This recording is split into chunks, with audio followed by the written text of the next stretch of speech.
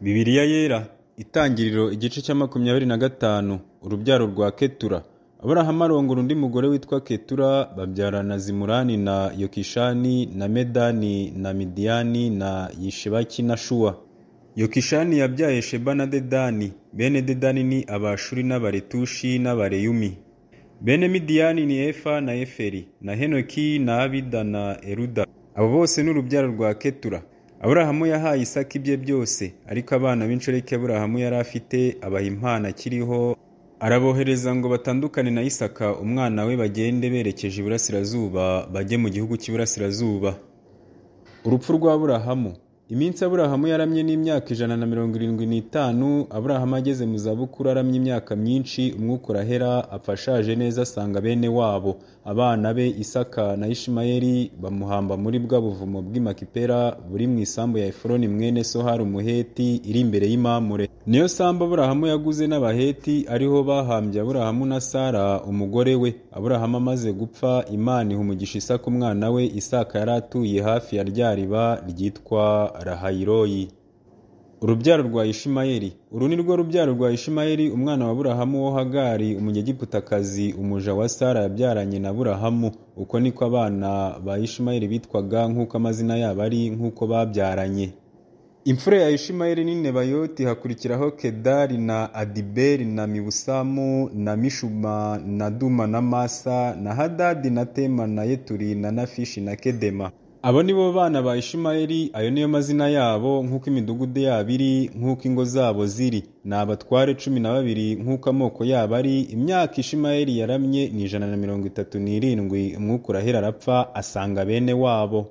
Bahera Havira batura, bageze Ishuri iri imbere ya Egiputa, aherekeye Ashuri yari atuye imbere ya bene se bose. Kuvuka kwa Esau na Yakobo. Uru ni urubyaro rwa Isaka umwana wa Aburahamu. Aburahamu yabyaye Isaka. Isaka yari amaze imyaka 40 avutse ubwo yarongoraga Rebeka mwene Betuweli umwaramu w'i Padanaramu, mushiki wa Labani umwaramu. Isaka yingingira umugore we Uwiteka kuko yari ingumba. Uwiteka yemera kwinginga kwe. Rebeka umugore we asama inda. Abana bakiranira mu nda ye, aribaza ati, ubwo bimeze bityo ibi bimbereyeho iki? Aragenda ajya kubaza Uwiteka. Uwiteka aramusubiza ati, inda yawe irimo amahanga 2, amoko 2 azatandukana ahereye igihe azavira mu mara yawe. Ubwoko bumwe buzarusha ubundi amaboko, umukuru azaba umugaragu w'umuto. Maze igihe cyo kubyara kwe gisohoye, zari impanga mu nda ye. Gakura avuka atukura, aricyo nk'umwenda w'ubwoya, bamwita Esau. Hakurikiraho gato, afashe agatsinsino ka Esau, bamwita Yakobo. Kandi Isaka yari amaze imyaka 60 avutse ubwo Rebeka yabyaraga. Esau aguza Yakobo ubutware bwe.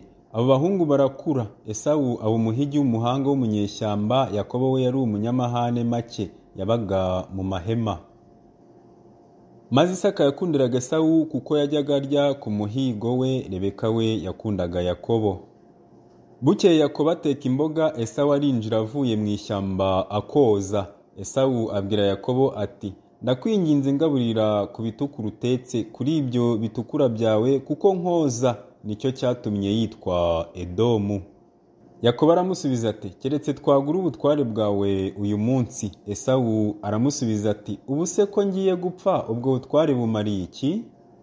Yakobo aramubwira ati, ndahira uyu munsi. Aramurahira, agurisha Yakobo ubutware bwe. Yakobo aha Esau umutsima n'ibishyimbo yatetse, ararya aranywa, arahaguruka arigendera. Uko niko Esau yasuzuguye ubutware bwe.